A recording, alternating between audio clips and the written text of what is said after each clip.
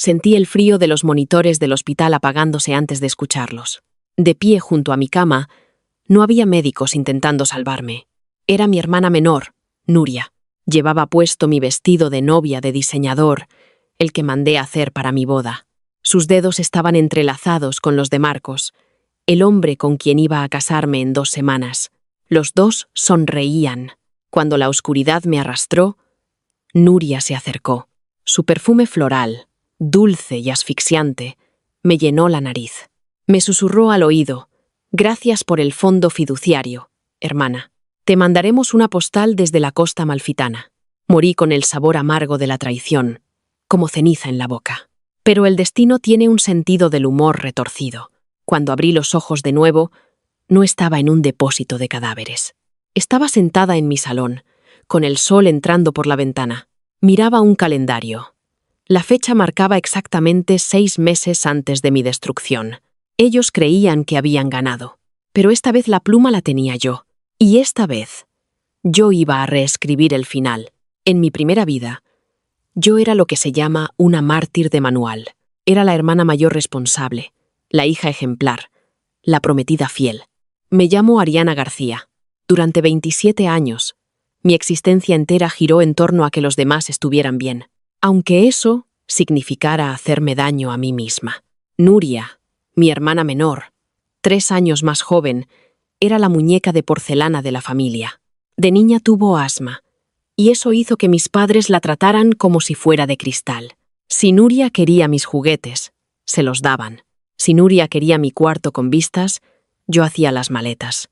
Y como aprendí de la forma más dolorosa, cuando Nuria quiso a mi prometido, mi familia esperó que yo me apartara con una sonrisa. Marcos Ferrer entró en mi vida en segundo de carrera, en la Universidad Complutense. Era encantador, con una ambición bastante mediocre, pero tenía esa sonrisa de chico de al lado que me hacía sentir segura. Se llamaba arquitecto a sí mismo, aunque pasaba más tiempo dibujando casas que jamás construiría que estudiando para aprobar el examen de licencia. Lo quise con una devoción ciega y estúpida. Yo pagaba nuestro piso. Yo financié su pequeño estudio de diseño. Y acepté encantada cuando me propuso matrimonio con un anillo modesto. Después descubrí que lo compró con un préstamo pedido a mi nombre. La traición no llegó de golpe. Fue un goteo lento de veneno. Empezó con Marcos llevando a Nuria a casa desde su trabajo de camarera, porque el metro era peligroso de noche. Después llegaron las bromas privadas en las cenas familiares del domingo. Yo ignoraba el nudo en el estómago. Me decía que era paranoia. Al fin y al cabo, Marcos era un hombre honrado, y Nuria era mi sangre. La ilusión se rompió una tarde lluviosa de noviembre. Había vuelto antes de un viaje de trabajo a Bilbao. El piso debía estar vacío. En cambio, encontré ropa tirada por el pasillo. La chaqueta de tuit de Marcos, colgada en la entrada, y un sujetador de encaje que yo le había regalado a Nuria, tirado en la alfombra. Me quedé paralizada en la puerta de nuestro dormitorio. Estaban enredados en las sábanas que yo había lavado 2 días antes. El descaro, la absoluta falta de vergüenza, rompió algo en mi cabeza. Cuando grité, Marcos no pareció arrepentido, pareció molesto. Nuria se tapó con la sábana de golpe, y su labio empezó a temblar. «Ariana, no es lo que piensas», se atrevió a decir Marcos, buscando sus pantalones. Estaba teniendo un ataque de pánico. Necesitaba consuelo. «Consuelo», grité, con los ojos ardiendo de lágrimas. «Estás dentro de mi hermana, Marcos. ¿Eso ahora es un procedimiento médico?» La discusión salió al pasillo, bajo la lluvia. Yo había hecho una maleta, desesperada por escapar de esas paredes. Marcos me siguió hasta el coche. No para pedir perdón, sino para exigirme las llaves del coche porque tenía una reunión con un cliente. Nuria se quedó en el porche, envuelta en mi Rebeca de cachemira favorita, llorando en silencio. «Nunca la entendiste, Ariana», me gritó Marcos entre truenos, plantado entre el coche y yo. «Siempre estás tan fría, tan centrada en tu carrera. Nuria me necesita. Tiene un alma delicada. Tú solo haces que todos se sientan inferiores». Sus palabras me cegaron de rabia. Pasé a su lado, con las lágrimas cayendo, y me metí en el asiento del conductor. No me importaba la lluvia ni las carreteras resbaladizas. Solo quería alejarme de los monstruos que había amado. Pero nunca llegué al hotel. En un cruce, un conductor ebrio se saltó un semáforo en rojo. El impacto destrozó el lado del conductor. Desperté en la unidad de cuidados intensivos 2 días después, paralizada de cintura para abajo, con los órganos fallando. Durante 3 semanas, quedé atrapada en un cuerpo roto, obligada a ver el teatro macabro a mi alrededor. Mis padres solo atendían a Nuria, que decía que el estrés de mi accidente le provocaba fatiga crónica. Marcos apenas visitaba, y cuando lo hacía, miraba el móvil o le tomaba la mano a Nuria en un rincón. El golpe final llegó la noche en que mi cuerpo por fin cedió. Los médicos se habían ido un momento. Marcos y Nuria se acercaron a mi cama. No sabían que estaba consciente. La medicación me hacía parecer en coma. El abogado dijo que el fondo pasa a ella si yo no sobrevivo, susurró Nuria, sin rastro de tristeza en la voz. Marcos le besó la sien. Solo hay que esperar un poco más, cariño. Y por fin, empezamos nuestra vida. Sin esconderse más. Sonrió, una sonrisa triunfante y helada, y se inclinó sobre mí. Gracias por el fondo, hermana, me susurró. El monitor sonó plano. El frío me llevó. Y entonces desperté. Un jadeo me salió de la garganta cuando me incorporé de golpe, con las manos en el pecho. El corazón me latía desbocado. Aparté las sábanas, esperando ver las sábanas blancas del hospital, las vías intravenosas, mis piernas paralizadas. En cambio, vi el cabecero de caoba del piso, que compartía con Marcos. Miré hacia abajo. Mis piernas estaban enteras, sin heridas, llenas de vida. Flexioné los dedos de los pies. Pateé el aire. Una risa nerviosa y sin aliento me subió por la garganta. Salí de la cama de un salto y corrí al espejo de cuerpo entero. Me veía sana. Las ojeras del hospital habían desaparecido. Tenía color en la piel. Cogí el móvil de la mesita, con las manos temblando tanto que casi se me cayó. 14 de abril, 2025. Miré los números hasta que se me quemaron en la retina. 6 meses. Había vuelto exactamente 6 meses atrás. Era la semana antes de enviar las invitaciones de boda. Era justo cuando el coche de Nuria se averió, y ella empezó a pedirle a Marcos que la llevara a todas partes. La puerta del baño se abrió, y Marcos salió con una toalla en la cintura, el pelo mojado. Verlo, al hombre que se quedó junto a mi lecho de muerte calculando la herencia, al birbirpurto fuerte que tuve que agarrarme a la cómoda para no caer. «Buenos días, preciosa», dijo, con esa sonrisa de siempre. «Estás despierta temprano». ¿Mala noche? Clavé las uñas en las palmas hasta dejarme marcas de media luna. No grites. No lo ataques. Si estallas ahora, no tienes pruebas. Eres solo la prometida celosa y loca. Algo así, logré decir, forzando una expresión neutra y agradable. Fue lo más difícil que hice en mi vida. Solo nervios de antes de la boda, supongo. Él se rió y se acercó a besarme la frente. Contuve la respiración, aguantando las ganas de apartarlo. «No te estreses, Ariana. Todo va a salir perfecto. Por cierto», Nuria me escribió. Se le paró el alternador. «Voy a acercarla al trabajo antes de ir a la oficina». Ahí estaba. El principio del fin. En mi otra vida, le había dado un beso en la mejilla y le dije que era un buen hombre por ayudarla. Hoy lo miré a los ojos y sonreí. «Claro», dije, con la voz suave como el cristal. «Dile que la saludo». «¿Y Marcos?» Se detuvo, con un brazo a medio meter en la camisa. «Sí, conduce con cuidado». En cuanto la puerta de entrada se cerró, la máscara cayó. Me derrumbé en el suelo, abrazando las rodillas, y solté un sollozo silencioso y desgarrado. Lloré por la vida perdida, por la chica que amó a ciegas y murió de forma horrible. Cuando las lágrimas por fin pararon, quedó otra cosa. Una rabia fría y calculada. Un fuego que ardía en cero absoluto. No solo quería romper con Marcos. Una ruptura era demasiado limpia. Les permitía hacerse las víctimas. Le permitía a Nuria correr a contarle a mis padres lo intimidante que era yo, cómo ella y Marcos no pudieron evitar enamorarse. No, Iba a dejar que construyeran su casa de cristal, y después iba a dejarles caer una roca encima. Iba a destruir su reputación, asegurar mis bienes y dejarlos sin absolutamente nada. El primer paso era información. Pasé la mañana buscando equipos de vigilancia discretos. Contraté a un investigador privado llamado Ismael Reyes, un ex agente de policía cínico y agudo, especializado en infidelidades y rastreo de bienes. Esa noche teníamos cena familiar obligatoria en la casa de mis padres, a las afueras de Madrid. Mi madre, Elena, había preparado su famoso asado.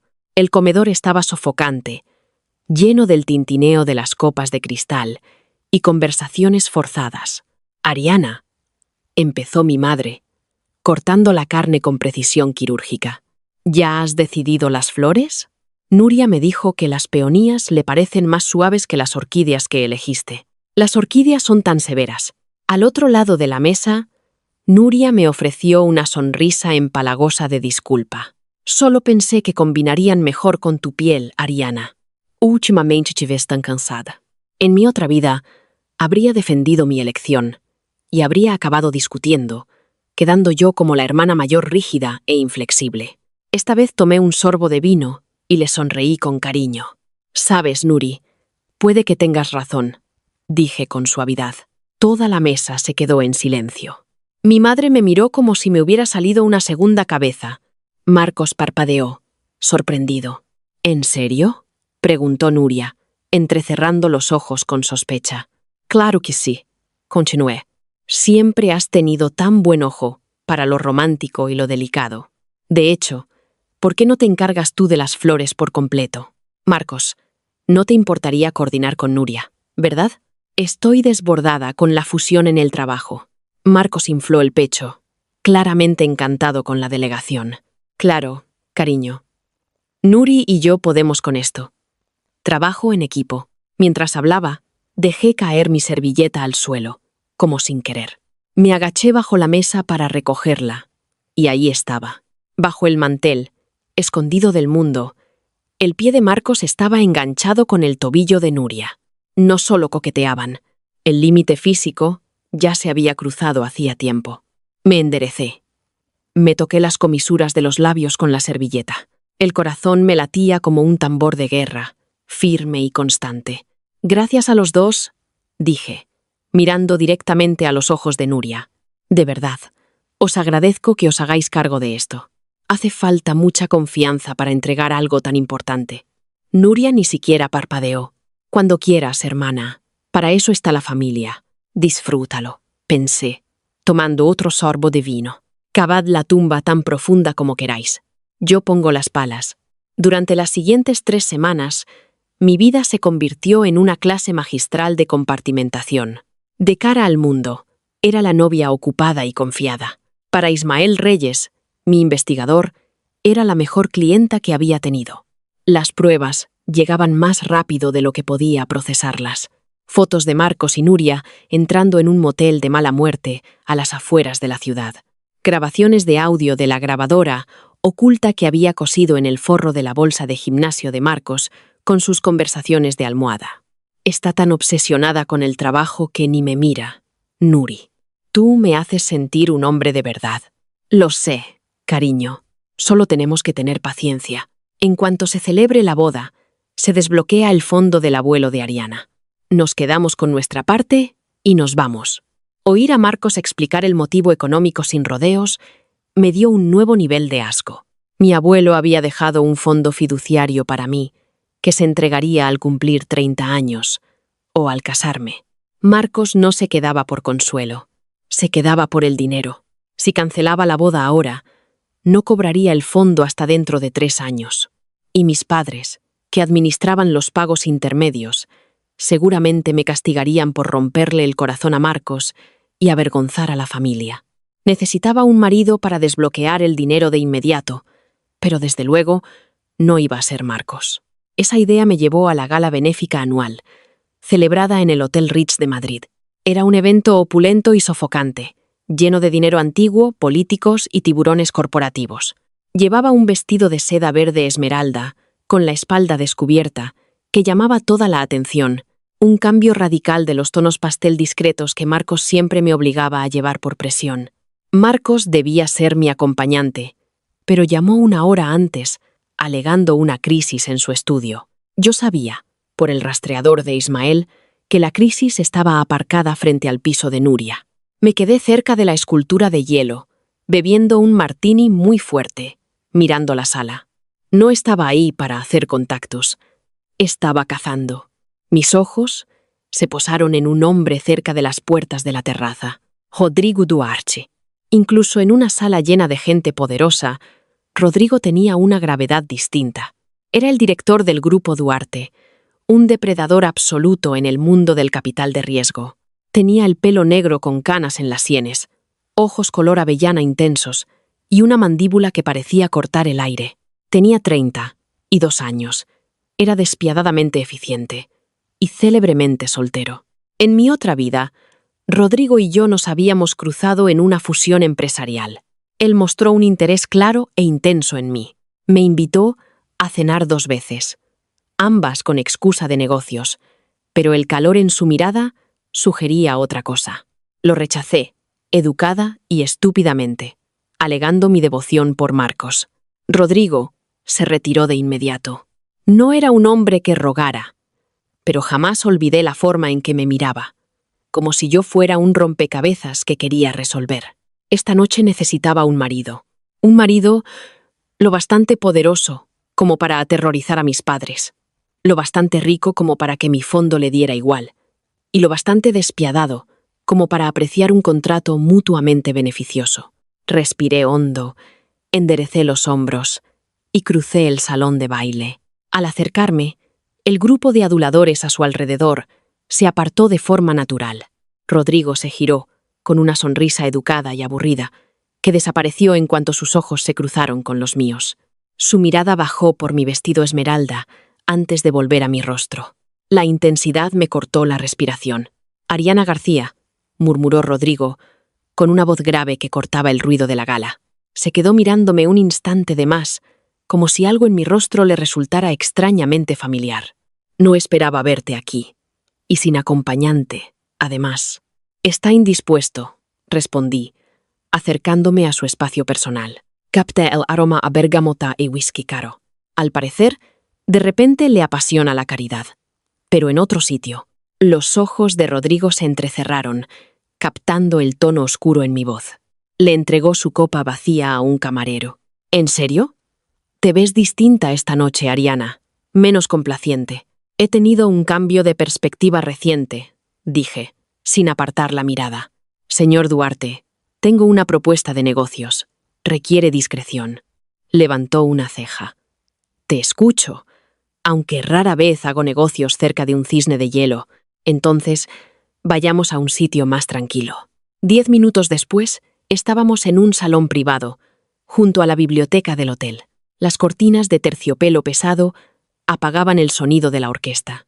Rodrigo se recostó en su butaca de cuero, con los dedos entrelazados. «Bien, Ariana, tienes toda mi atención. ¿Cuál es esa propuesta?» «No dudé. Necesito que te cases conmigo». El silencio se estiró, denso y pesado. Rodrigo no se rió. No pareció sorprendido. Su mirada se afiló, analizándome, diseccionando cada ángulo. «Es una declaración atrevida», dijo por fin, en voz baja, sobre todo viniendo de una mujer que rechazó mis avances hace 6 meses, porque estaba profundamente enamorada de su prometido. ¿A qué se debe el cambio de opinión? ¿Y por qué yo? Porque eres práctico, poderoso, y no soportas a los tontos, respondí sin titubear. Mi prometido se acuesta con mi hermana menor. Planean seguir adelante con la boda para acceder al fondo fiduciario de mi abuelo, que se desbloquea al casarme, y luego traicionarme. La expresión de Rodrigo se oscureció. Un destello de furia fría y peligrosa cruzó sus ojos color avellana. «Ya veo. Y quieres adelantarte al golpe». Se quedó callado un momento, con la mandíbula tensa. «No pareces sorprendido», dije, entrecerrando los ojos. «No lo estoy», respondió Rodrigo, en voz baja. «Llevo semanas haciendo que investiguen a Marcos Ferrer. No por ti. Por una corazonada que no supe explicar. Ese hombre tiene la mirada de quien siempre está calculando el próximo movimiento. Quiero destruirlos. Corregí, bajando la voz hasta un susurro. Pero necesito el fondo para asegurar mi independencia total de una familia que sin duda tomará su lado. Si me caso contigo, el fondo se desbloquea. A cambio, puedo ofrecerte los terrenos comerciales de primera categoría que mi fondo posee en el centro de Madrid. Exactamente los que el Grupo Duarte lleva 2 años intentando adquirir.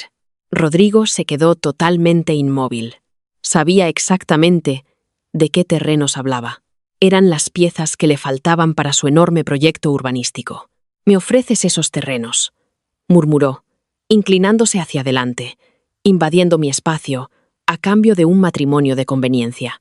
«Un matrimonio legal», aclaré, estrictamente contractual. 1 año. Y luego nos divorciamos en silencio. Tú te quedas la tierra a precio muy rebajado. Yo consigo mis bienes y mi venganza. Rodrigo estudió mi rostro durante 1 minuto largo y agónico. Estiró la mano y con el pulgar apartó un mechón de mi pelo. El roce fue eléctrico, un escalofrío que nada tenía que ver con los negocios. «Te han salido dientes, Ariana», dijo con suavidad. «Me gusta. Pero te equivocas en algo». Se me cayó el estómago.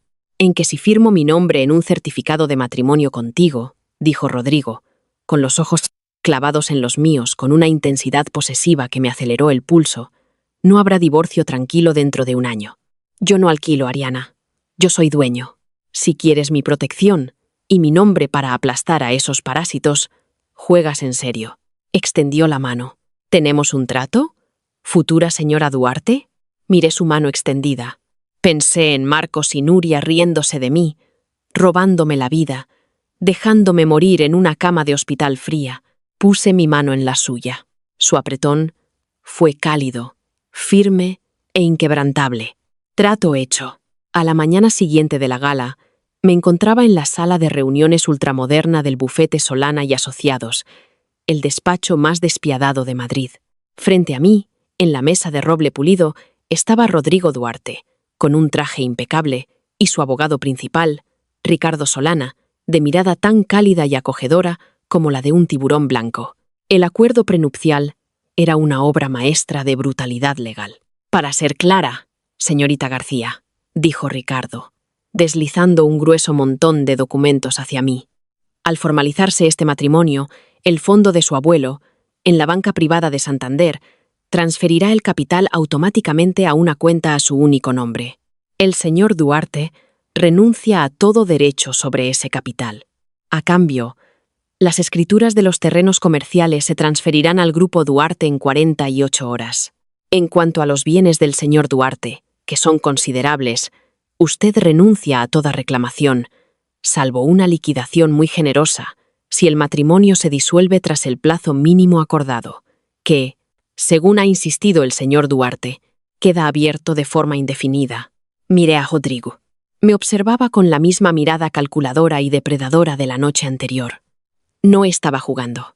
Estaba asegurando un imperio, y había decidido que yo iba a ser su reina, entendiera yo del todo las implicaciones o no. «¿Dónde firmo?», pregunté, destapando mi pluma. 3 días después, un jueves gris por la tarde, mientras Marcos creía que yo estaba en una prueba del vestido, Rodrigo y yo nos presentamos ante un juez en una sala privada del Registro Civil de Madrid. No hubo flores, ni cuarteto de cuerdas, ni una hermana traidora esperando entre bastidores. Solo el golpe pesado del sello del juez. «Por el poder que me confiere el Estado, os declaro marido y mujer», dijo el juez, sin saber el terremoto de varios millones de euros que acababa de ocurrir en esa sala polvorienta. Rodrigo se giró hacia mí. No dudó. Me sostuvo la mandíbula, con el pulgar recorriendo mi pómulo, y me besó. No fue un beso educado y contractual. Fue posesivo, dominante, y me subió el calor hasta la punta de los pies. Cuando se apartó, mis labios ardían, y una sombra de sonrisa jugaba en su boca. «Bienvenida a la familia, señora Duarte», murmuró. «Ahora vamos a enterrar a tu ex». Con el certificado de matrimonio firmado y mi fondo desbloqueado y trasladado en silencio a una cuenta segura, la trampa estaba lista. Solo tenía que dejar que Marcos y Nuria siguieran cavando. Volví al piso que compartía con Marcos esa noche, haciendo el papel de novia agotada y estresada. Lo encontré tirado en el sofá, mirando el móvil, con envases de comida a domicilio en la mesa. Noté 2 pares de palillos. «Hola, cariño», dijo Marcos, sin levantar apenas la vista. «¿Qué tal la prueba?» Nuria pasó a buscar un jersey que dejó aquí, pero no estabas. Fue bien. Mentí con suavidad, dejando las llaves en el cuenco de cerámica. Ya lo dejé todo listo para los últimos ajustes. ¿Has pagado el depósito del catering? La organizadora del Villa Magna me ha llamado 2 veces hoy. Marcos suspiró, frotándose la nuca como si le pidiera mover una montaña. Ariana, ya te dije que el flujo de caja de mi estudio está bloqueado por el proyecto Miller. No puedo liquidar mis cuentas personales para un depósito, a semanas de la boda. En mi otra vida, me habría sentido culpable por presionarlo y habría pagado los 45.000 euros yo misma. Esta vez sabía que el proyecto Miller no existía. Mi investigador, Ismael, ya había confirmado que la cuenta del estudio de Marcos tenía 412 euros. Estaba sin Blanca, viviendo por completo de las tarjetas de crédito que yo le pagaba. «No te preocupes», dije, aguantando una sonrisa venenosa. Saqué de mi bolso una tarjeta corporativa negra vinculada a una cuenta que ya tenía programado congelar en exactamente 12 días. «Usa esta». «Pero, Marcos, por favor, paga a los proveedores antes del viernes que viene. No puedo con más estrés». Se le iluminaron los ojos al coger la tarjeta. «Eres la mejor, Ariana. Te prometo que después de la boda te llevo a la mejor luna de miel. París, tal como querías». «La Costa Amalfitana», pensé, recordando el último susurro de Nuria antes de morir. «Y no vas a ir a ningún lado». A medida que se acercaba la falsa fecha de la boda, Nuria se volvió cada vez más descarada, como si pudiera saborear el dinero del fondo. Prácticamente se instaló en nuestro piso con la excusa de ayudar con los últimos detalles. El colmo de su descaro llegó un martes. Le había dicho a Marcos y Nuria que estaría en Bilbao toda la noche, por una reunión con un cliente. En vez de eso, conduje 3 manzanas, aparqué en un garaje subterráneo y me registré en una suite que Rodrigo había reservado en el Four Seasons de Madrid. Ismael había instalado cámaras ocultas, con sensor de movimiento, en el salón y en mi dormitorio. Sentada en la suite del hotel, con una copa de Pinot Noir, abrí la transmisión en vivo cifrada en mi portátil. A las 8 de la noche, Marcos y Nuria entraron al piso. Reían, cargando bolsas de la compra y 2 botellas de vino barato. Los observé en un silencio frío y distante mientras cocinaban en mi cocina.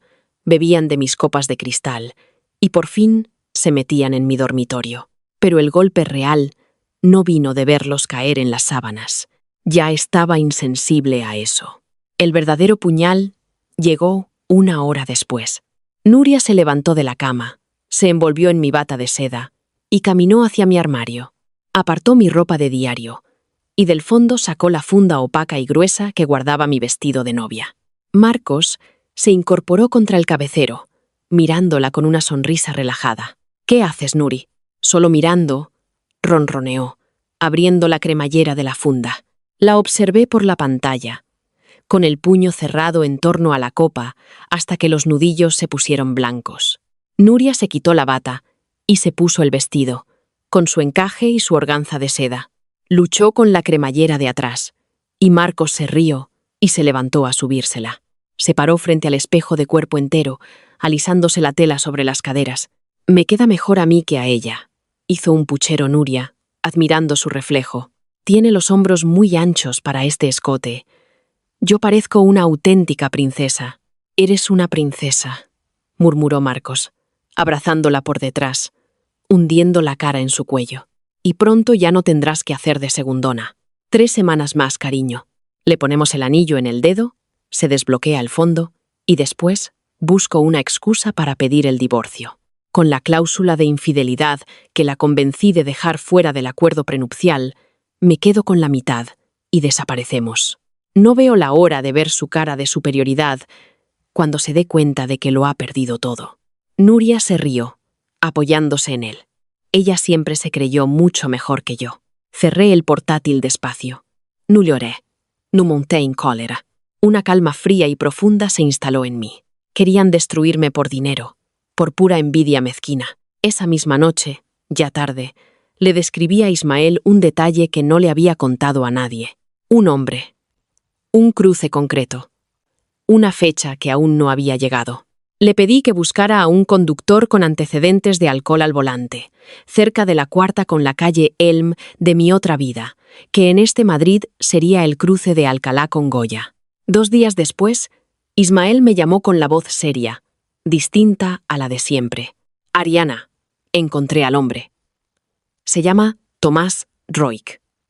Tiene una cuenta bancaria con un ingreso de 15.000 euros, hecho hace apenas un mes. El ingreso venía de una cuenta a nombre de Marcos Ferrer. Se me heló la sangre. No fue un accidente, dije en voz baja, más para mí que para Ismael. No, señora Duarte, respondió él.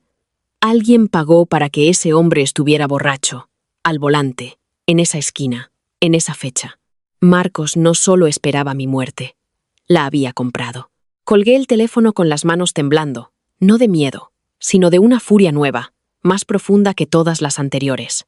Ya no se trataba solo de traición, se trataba de asesinato. A la mañana siguiente di mi primer golpe táctico importante. El estudio de arquitectura de Marcos alquilaba una oficina en un edificio propiedad de una filial del Grupo Duarte.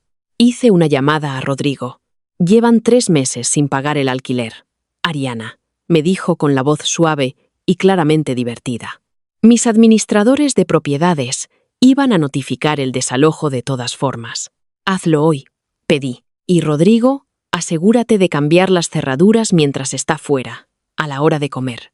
No quiero que se lleve las sillas Herman Miller que le compré. Considéralo hecho, mi brillante esposa.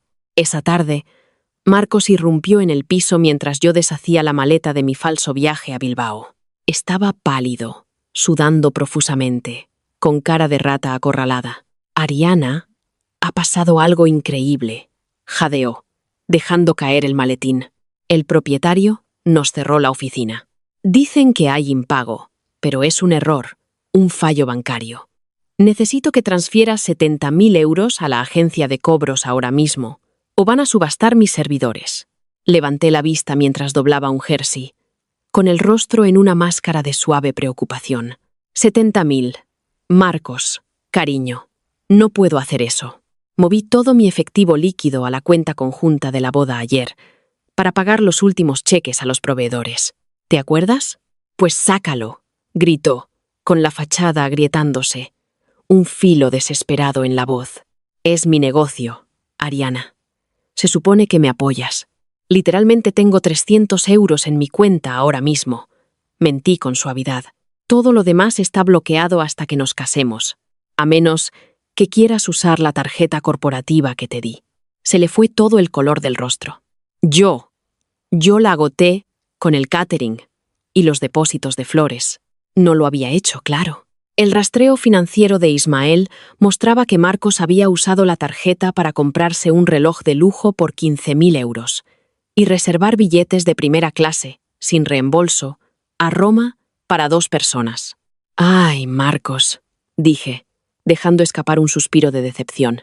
«No sé qué decirte. Tendrás que llamar al propietario y rogarle una prórroga hasta que nos casemos. Verlo entrar en pánico, sin oficina, sin dinero, dependiendo por completo de una boda que jamás ocurriría, era pura y absoluta felicidad. La noche antes de la boda, el ambiente en el salón de banquetes del Hotel Villamagna estaba electrizado. Mis padres no habían escatimado en nada para el ensayo de la cena. 75 de nuestros familiares, amigos y padrinos de Marcos más cercanos, los que no lo habían abandonado tras el colapso misterioso de su negocio, estaban sentados en mesas redondas, con centros de cristal. Nuria llevaba un vestido rosa palo de diseñador, muy inapropiado para una madrina de honor, más parecido al de una novia.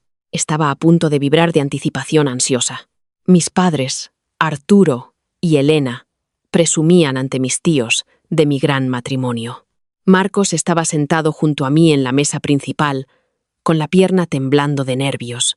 Había pasado la última semana esquivando llamadas de cobradores, apostando todo a la enorme paga que creía que llegaría al día siguiente. Yo llevaba un vestido negro sencillo y elegante. Un vestido de funeral. Cuando retiraron los platos principales, mi padre golpeó su copa de champán con el cuchillo. Silencio. Todos. Creo que la hermosa novia ha preparado un brindis y una pequeña presentación en vídeo para su apuesto novio. Las luces del salón se apagaron. Una gran pantalla de proyección bajó justo detrás de la mesa principal. Me levanté, me alisé el vestido y tomé el micrófono. La sala se quedó en absoluto silencio. Todos me miraban con sonrisas, cálidas y expectantes. Nuria apoyó la barbilla en las manos, ofreciéndome una sonrisa falsa y meliflua. Gracias a todos por estar aquí esta noche. Empecé, con la voz resonando clara por los altavoces. Dicen que una boda es la unión de dos almas, construida sobre la confianza absoluta, la lealtad y la honestidad. En los últimos 6 meses, he aprendido exactamente lo que significan esas palabras para Marcos. Marcos sonrió, apretándome la mano. Aparté la mano de su alcance. Quería compartir con todos vosotros unos recuerdos especiales. Seguí, señalando al técnico que había contratado al fondo de la sala. Una cronología de nuestro amor. El proyector se encendió, pero en vez de un montaje cursi de fotos de compromiso, la pantalla se llenó de imágenes de seguridad, en blanco y negro, de alta definición. Era la grabación de la cámara oculta en el salón de nuestro piso. La marca de tiempo en la esquina decía: hace 2 semanas. En el vídeo aparecían Marcos y Nuria. No solo se abrazaban, se besaban con fuerza en el sofá que yo había comprado, las manos de ella enredadas en su pelo, las manos de él recorriendo su cuerpo. Un jadeo colectivo se llevó todo el aire del salón. Alguien dejó caer una copa. Se hizo pedazos contra el suelo de mármol. «Ariana, ¿qué demonios es esto?», gritó Marcos, saltando de la silla, con el rostro de un rojo apocalíptico. Se lanzó hacia la cabina técnica. «Apágalo.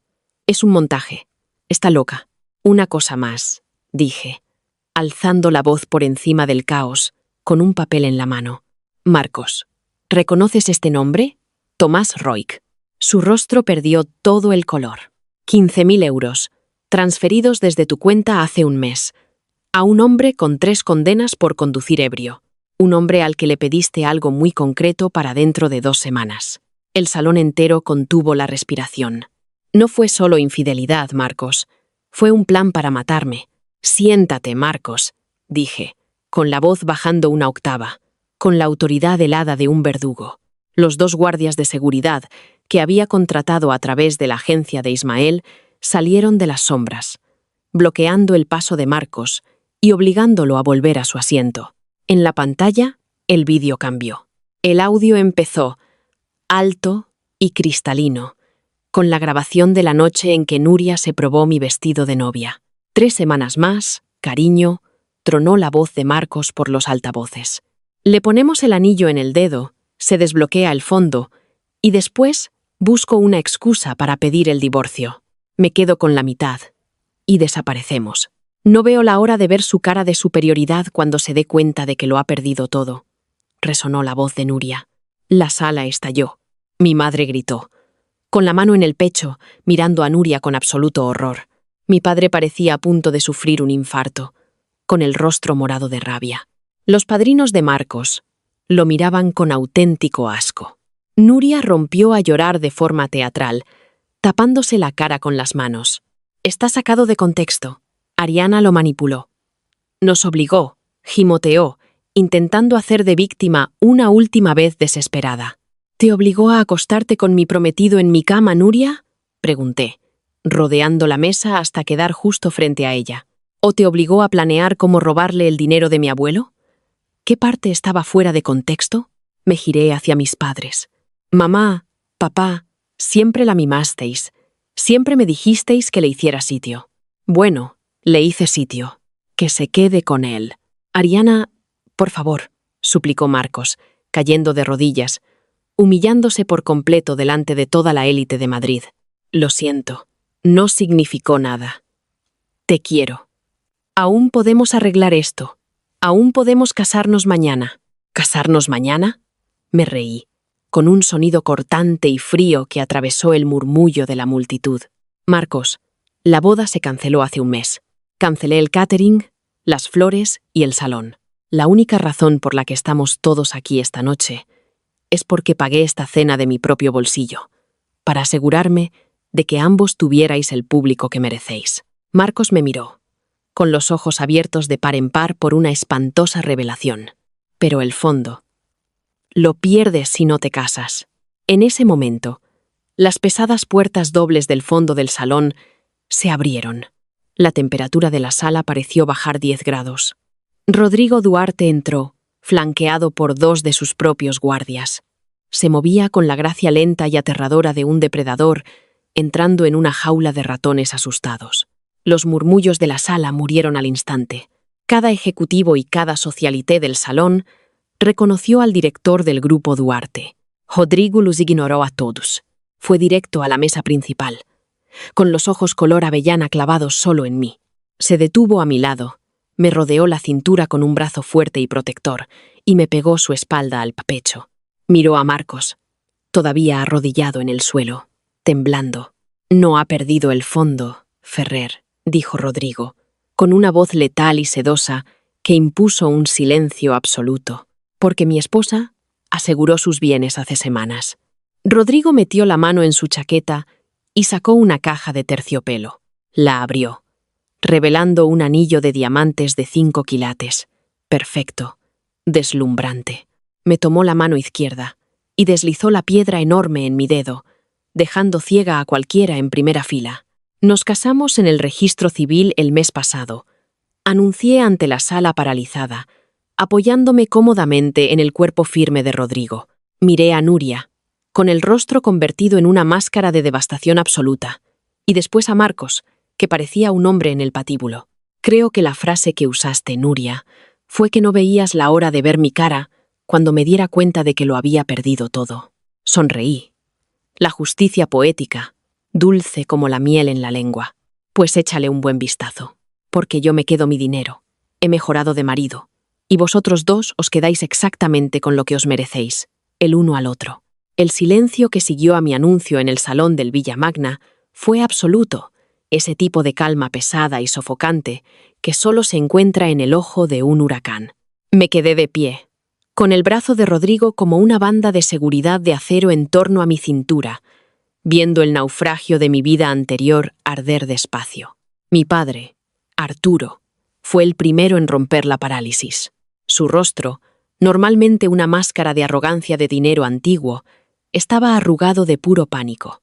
Miró a Rodrigo, un hombre cuyo patrimonio superaba al de nuestra familia por mucho, y luego a mí. «Ariana, no nos precipitemos», tartamudeó mi padre, sin el trueno habitual en la voz. Esto es un asunto de familia. Podemos resolverlo en privado, señor Duarte». Seguro que entiende que las emociones están muy alteradas.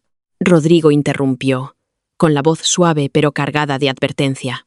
No levantó el tono, y aún así dominó la sala. Los negocios de mi esposa son mis negocios, y desde donde yo lo veo, las únicas personas actuando por emoción son los dos que están de rodillas en el suelo, confundiendo la generosidad de Ariana con estupidez. Se acabó el espectáculo. Mi madre, Elena, por fin encontró la voz. Corrió hacia Nuria, intentando levantarla, pero Nuria era un peso muerto, sollozando. «Ariana, ¿cómo le haces esto a tu propia hermana? ¿Humillarla delante de todos? Es frágil». Miré a la mujer que me había dado a luz, sin sentir absolutamente nada. En mi otra vida, sus palabras me habrían destrozado. Ahora eran solo ruido patético. Madre, si su fragilidad incluye orquestar 6 meses de aventura en mi propia cama y planear robarme la herencia, entonces necesita un abogado, no un abrazo, dije, con un tono helado. Por cierto, el abogado Ricardo Solana, del bufete Solana y Asociados, os enviará mañana mismo un requerimiento formal. Ya no estáis autorizados a administrar ni opinar sobre el fondo de mi abuelo. Se ha liquidado por completo y se ha transferido a la banca privada de Santander bajo la gestión de mi asesora personal, Sara Jiménez. Marcos por fin se puso de pie, tambaleándose. Parecía un hombre que acababa de recibir el golpe de un tren. «Ariana, no tengo nada», dijo con voz ronca, con los ojos recorriendo desesperados la sala, sin encontrar simpatía en ninguno de sus antiguos amigos. «Mi oficina está cerrada. Mis cuentas están vacías. No puedes dejarme así». «No te estoy dejando, Marcos», respondí, con una sonrisa lenta y depredadora en los labios. «Te estoy dando exactamente lo que te ganaste. Un nuevo comienzo, con Nuria. Sois perfectos el uno para el otro». Rodrigo me apretó la cadera, la señal de que era hora de irnos. La destrucción era total. No quedaba nada más que decir. «Que tengáis una buena noche a todos», dijo Rodrigo a la sala, con un tono burlonamente educado. «La cuenta está pagada. Disfrutad del caviar». Me guío fuera del salón. En cuanto las pesadas puertas de roble se cerraron detrás de nosotros, cortando los gritos histéricos de Nuria y los alaridos furiosos de mi padre, dejé escapar un aire que sentía retenido desde hacía 6 meses. Las piernas me temblaban un poco, con la adrenalina cayendo de golpe. Rodrigo se detuvo en medio del pasillo vacío y enorme. Me giró para que lo mirara, con las manos apoyadas con suavidad en mis hombros. La fachada del billonario frío y despiadado se derritió, y en su lugar apareció algo cálido, atento, ferozmente protector. «Estuviste espectacular», murmuró, con el pulgar limpiando una lágrima que ni siquiera sabía que había derramado. «¿Estás bien, Ariana?». Asentí despacio, todavía temblando. «Rodrigo», pregunté en voz baja, «¿por qué aceptaste casarte conmigo esa noche?». Sin dudar ni un segundo. Se quedó callado, mirando la lluvia tras las ventanas del pasillo. «Llevo años soñando con una mujer a la que no podía salvar», dijo por fin, con una voz que no reconocí en él, más suave, más rota. «Un accidente, una traición de familia». Nunca entendí por qué esos sueños me perseguían, hasta que te vi en esa gala, y algo en mí supo, antes de que dijeras una palabra, que no podía volver a fallarte. Me quedé sin aliento. «No sé qué significa eso, Rodrigo», susurré. «Yo tampoco, Ariana», respondió, apretándome más contra su pecho, «pero no pienso averiguarlo dejándote ir». Levanté la vista hacia sus ojos color avellana, dándome cuenta por primera vez de que ese hombre no era solo un socio de negocios, era mi escudo. «Estoy mejor que bien», respiré, con una risa genuina y sin peso escapándome. «Soy libre». La mirada de Rodrigo se oscureció, bajando a mis labios. «Bien, porque mañana empieza el trabajo de verdad. No quiero solo que estén avergonzados, Ariana. Quiero que desaparezcan de tu órbita». Las siguientes 48 horas fueron una clase magistral de tierra quemada. Rodrigo no solo tenía poder, tenía una eficiencia aterradora. A la mañana siguiente de la masacre en el ensayo de la cena, la prensa social de Madrid publicó en portada una nota anónima sobre un novio cazafortunas y una traición de hermanas de proporciones bíblicas. No se dieron nombres, pero en nuestro círculo todo el mundo supo exactamente de quiénes se trataba. Marcos fue desalojado oficialmente de su oficina antes de las 10 de la mañana. Cuando intentó volver al piso que compartíamos para recoger sus cosas, encontró las cerraduras cambiadas y sus maletas baratas en la acera, vigiladas por un guardia de seguridad muy aburrido, contratado por Rodrigo. En cuanto a Nuria, las consecuencias fueron inmediatas. Mis padres, desesperados por salvar las apariencias, la mandaron en silencio a un retiro de bienestar en Ibiza, pero el daño ya estaba hecho. Sus amigas de la alta sociedad la abandonaron de la noche a la mañana. Nadie quiere asociarse con alguien grabado en cámara, planeando un robo corporativo y familiar. Yo, en cambio, me mudé al ático de 3 plantas de Rodrigo, con vistas al Parque del Retiro. Era una fortaleza de cristal, acero y lujo silencioso. Por primera vez en 2 vidas, me sentí completamente a salvo. Pasaron 6 meses. En la línea temporal de mi otra vida, este era el mes en que yo yacía moribunda en un hospital, paralizada y rota.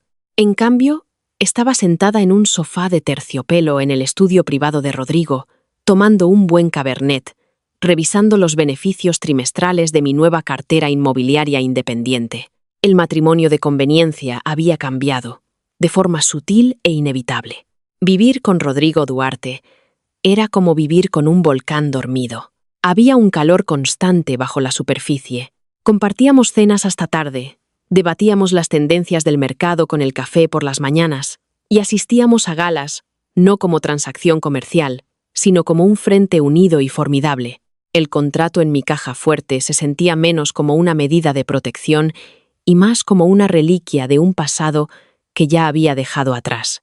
El punto de inflexión llegó un martes lluvioso, extrañamente parecido al día de mi accidente fatal en la otra línea temporal. Había pasado la tarde acurrucada en la biblioteca. Una ola repentina e inexplicable de ansiedad me recorrió. El recuerdo del choque, los neumáticos chirriando, el metal aplastándose, todo volvió de golpe. Un fantasma de una vida que había reescrito, pero que no podía olvidar del todo. Rodrigo llegó pronto esa tarde. Me encontró mirando fijamente la lluvia, cayendo contra los ventanales del suelo al techo. No hizo preguntas. Simplemente se quitó la chaqueta, se sentó a mi lado y me abrazó contra su pecho. «Estás aquí», susurró, con los labios contra mi pelo. «Estás a salvo. Te tengo, Ariana. Siempre te voy a tener». Rompí a llorar sobre su camisa, soltando el trauma de una muerte que solo yo recordaba. Cuando por fin levanté la vista, sus ojos ardían con una emoción peligrosamente cercana al amor. Me besó entonces, no para demostrar nada a nadie, no para sellar un contrato, sino con un hambre desesperada y absoluta. Esa noche, los límites de nuestro acuerdo se derrumbaron por completo. Ya no era su socia de negocios, era su esposa. Mientras mi vida ascendía hacia lo más alto, la realidad de Marcos y Nuria se hundía en el abismo. La pobreza es una lupa fantástica para el verdadero carácter de una persona. Sin mis tarjetas de crédito manteniendo su estilo de vida, Marcos se volvió amargamente resentido. Nuria, sin sus sueños del fondo fiduciario y desterrada de su vida cómoda, descubrió que jugar a las casitas en un piso diminuto de Vallecas no era tan romántico como colarse en un piso de lujo. Mi investigador, Ismael, me mantenía al día con informes mensuales. Era curiosidad morbosa, pero necesitaba saber que la amenaza estaba neutralizada. «Se están destruyendo el uno al otro, señora Duarte», informó Ismael por teléfono seguro a finales de octubre. Marcos trabaja de delineante junior en un estudio de un centro comercial en Alcorcón, ganando apenas el mínimo. Nuria intentó conseguir un trabajo en una boutique de Chueca, pero un control de antecedentes destapó el fraude que cometió Marcos con la tarjeta. «¿Fraude con la tarjeta?», pregunté, incorporándome. «Ah, sí», se rió Ismael. «¿Recuerda esos depósitos a proveedores que él dijo haber pagado con su tarjeta corporativa? ¿El reloj de lujo y los billetes a Roma? Cuando congeló la tarjeta y se marcaron las transacciones, el banco abrió una investigación. Marcos intentó alegar que usted lo había autorizado, pero como estaba documentado que se encontraba fuera de Madrid, el departamento de fraude lo señaló. Su historial crediticio está prácticamente destruido». El giro llegó 2 semanas después. Marcos, desesperado y acorralado, intentó una última jugada patética. Contrató a un abogado de poca monta llamado Gabriel Osuna y presentó una demanda civil contra mí, alegando daño emocional y exigiendo parte de mi fondo fiduciario bajo el pretexto de una compensación por sus supuestas contribuciones arquitectónicas a mis propiedades. Era ridículo, pero era molesto. Rodrigo nos siguió, orquestó una masacre. No solo contrademandamos. Rodrigo desató a todo su ejército de abogados corporativos contra la vida entera de Marcos. Durante la fase de investigación, el equipo de Rodrigo requirió los antiguos registros del estudio de Marcos. No solo encontraron alquiler impagado. Descubrieron que Marcos llevaba años falsificando firmas en permisos municipales de obra, para sacar adelante diseños baratos e inseguros a cambio de pagos rápidos. La demanda civil desapareció de inmediato, sustituida por una investigación criminal de la Fiscalía, dirigida por un fiscal severo llamado Detective Molina. Me senté al fondo de la sala el día de la comparecencia de Marcos. Llevaba un traje gris barato y mal ajustado. Se le veía demacrado, el pelo raleando, el encanto de chico bueno completamente erosionado por el estrés y el whisky barato.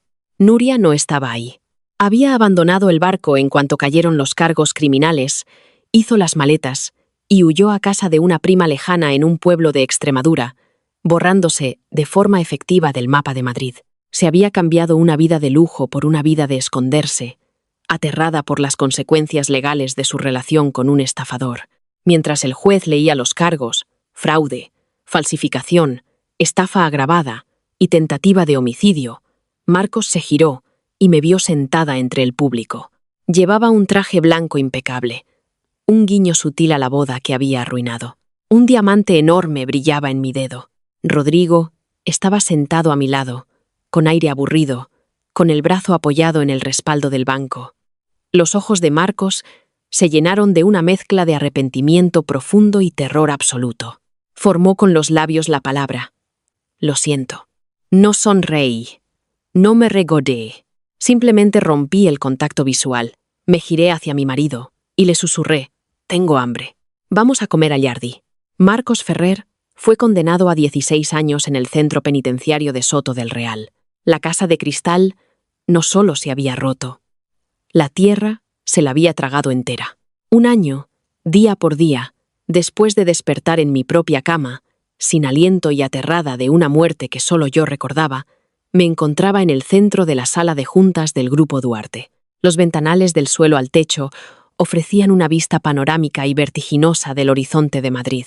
El aire estaba fresco, el cielo de un morado brillante, anunciando el invierno que se acercaba. Pero por dentro me sentía completamente cálida. El aniversario de mi muerte no lo pasé escondida bajo las mantas. No me oculté, paralizada por el fantasma de aquel coche a toda velocidad, ni por el olor fantasma del perfume empalagoso de Nuria. En cambio, Rodrigo y yo pasamos la mañana cerrando el enorme proyecto de desarrollo del centro, valorado en varios miles de millones. Ya no era solo un centro comercial. Habíamos integrado un gran centro comunitario, financiado enteramente con el interés acumulado del fondo de mi abuelo. Era un monumento al hombre que de verdad me quería, y un dedo corazón permanente y enorme a la familia que no lo hizo. Mi asistenta, una mujer de ingenio afilado llamada Clara, tocó suavemente la puerta de cristal antes de entrar. «Señora Duarte», dijo Clara, con un arreglo enorme y ostentoso de orquídeas blancas. «Acaban de llegar a recepción. El mensajero dijo que eran solo para usted. Hay una tarjeta». No necesitaba leer la tarjeta. Reconocí el lazo de la floristería. Era la misma tienda que mi madre, Elena, había usado durante décadas. «Léela», ordené, sin apartar la vista de los planos extendidos sobre la mesa de caoba. Clara carraspeó, rompiendo el sello dorado del sobre. «Querida Ariana, ha sido un año de terribles malentendidos. La salud de tu padre ha empeorado, y echamos de menos a nuestra hija mayor. Por favor, dejadnos invitaros a cenar, a ti y a Rodrigo, en el restaurante Lua. Podemos dejar el pasado atrás. Con cariño, mamá». Solté una risa amarga y sin humor, que resonó en la sala enorme. «Malentendidos». Esa era la palabra que mi madre elegía para describir 6 meses de aventura, un plan para robarme millones y la destrucción absoluta de mi cordura. Durante meses lo habían intentado. Primero fueron los mensajes de voz agresivos de Arturo, exigiendo que recordara mi deber hacia la familia. Cuando los abogados de Rodrigo los amenazaron con demandas por acoso, la táctica cambió a gestos lastimeros y culpabilizantes. Se habían dado cuenta demasiado tarde de que su hija predilecta, Nuria, era una amenaza radiactiva, y la hija que descartaron ahora se sentaba en un trono de riqueza intocable. «Clara», dije, dando golpecitos con la pluma sobre los planos, «que seguridad intercepte al mensajero antes de que salga del edificio. Dile que devuelva las flores al remitente. Y, por favor, informa a recepción de que si llega algo más con el apellido García, se tira directo a la incineradora, sin excepciones». «Enseguida, señora», sonrió Clara con tensión, llevándose las orquídeas. «No se invita a los que te dieron el veneno de vuelta a la mesa, solo porque prometen que han cambiado la receta». El lazo no solo se cortó, se cauterizó. Esa noche El silencio pesado de nuestro ático de 3 plantas, con vistas al Parque del Retiro, solo se rompía por el crepitar de la chimenea. Estaba acurrucada en el sofá de terciopelo, con una copa de cabernet añejo, revisando la auditoría de seguridad final que Ismael Reyes me había enviado. Ya no contrataba a Ismael para vigilarlos, lo contrataba para asegurarme de que nunca se acercaran a menos de 80 kilómetros de mi vida. Pero Ismael, siempre minucioso, siempre incluía una breve actualización sobre los objetivos. Consideré decirle que parara, pero no lo voy a negar. El karma puro y sin adulterar era un bálsamo para las cicatrices que me dejaron en el alma. Marcos Ferrer residía en el centro penitenciario de Soto del Real. Según las notas de Ismael, Marcos había intentado usar su encanto para conseguir un trabajo cómodo en la biblioteca de la cárcel. En cambio, lo habían destinado al departamento de lavandería. El hombre, que no se molestaba en pagar a un proveedor ni en fregar sus propios platos, ahora lavaba ropa industrial por unos céntimos la hora. Le habían revocado la licencia de arquitecto de forma permanente.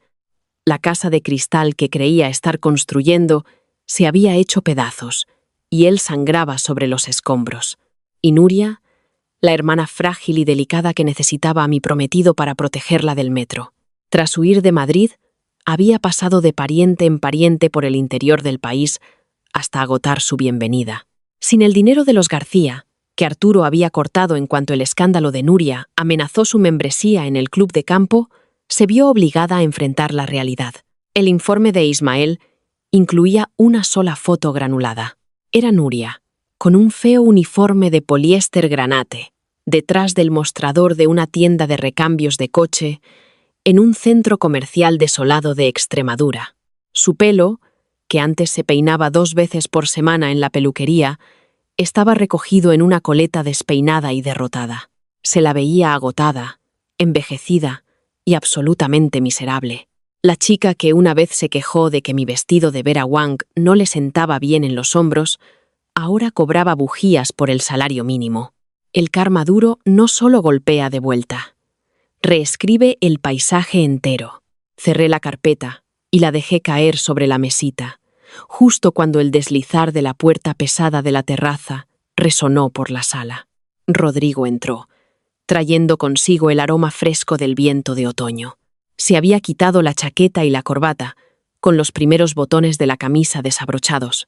Incluso después de 1 año de matrimonio, la atracción magnética absoluta de ese hombre me aceleraba el pulso. El billonario frío y despiadado que veía el mundo era solo la mitad de la historia. El hombre que me sostuvo cuando los recuerdos fantasma de un accidente fatal amenazaban con ahogarme, ese hombre era mío. Caminó hacia el sofá, pasando de largo el sillón vacío, para sentarse justo a mi lado. Estiró la mano, entrelazando los dedos en mi pelo, y me atrajo con suavidad contra su pecho. «Estás callada esta noche», murmuró Rodrigo, con los labios dejando un beso cálido en mi sien, pensando en la colocación de la primera piedra de mañana. Pensando en lo lejos que hemos llegado, corregí, apoyando la cabeza en su hombro, escuchando el latido firme y tranquilizador de su corazón. Hace 1 año estaba en una habitación de hospital, en otra vida, escuchándolos planear mi funeral para poder cobrar mis cuentas. Y ahora miré alrededor del ático amplio y opulento. Y después, hacia los ojos color avellana del hombre que me puso una espada en la mano cuando más la necesitaba. ¿Y ahora?, apuntó Rodrigo, con una sonrisa lenta y arrogante en los labios, aunque sus ojos estaban por completo entregados. Sonreí, recorriendo su mandíbula con el dedo. Soy dueña de media ciudad, y los que intentaron enterrarme son polvo bajo mis zapatos. Corrección, susurró Rodrigo, con la voz un ronroneo oscuro y sedoso al inclinarse, con la mirada bajando a mi boca. Eres dueña de la ciudad entera, señora Duarte. Yo solo vivo en ella para llevarte las bolsas. Me reí, con el sonido brillante y ligero, justo antes de que sus labios capturaran los míos. Respiré hondo, dejando que la realidad de mi nueva vida se asentara en mis huesos. Ya no era la mártir.